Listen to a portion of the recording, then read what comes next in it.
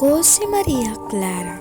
Sa aking pusong naglalakbay ang mga alaala ng aking kabataan, mga sandaling masasaya at maligaya. Ngunit sa kasalukuyan, tila ba ang aking mundo ay napapalibutan ng dilim at lumbay. Mahal ko, Krisostomo, ikaw ang nagbibigay liwanag sa aking buhay. Ang iyong pagmamahal ay parang bituin sa madilim na gabi.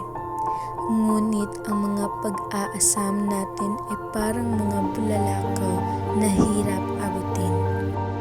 Sa tuwing titingala ko sa langit, hinahanap ko ang iyong mga mata.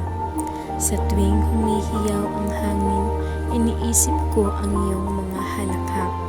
Sa bawat pag-ikot ng oras, wala ka rito at ang aking puso ay umaasang sa wakas ay magiging magkasama tayo. Ngunit sa kabila ng lahat ng ito, nandito ako, itinakda na maghihintay, magdasal at magmahal ng walang hanggan.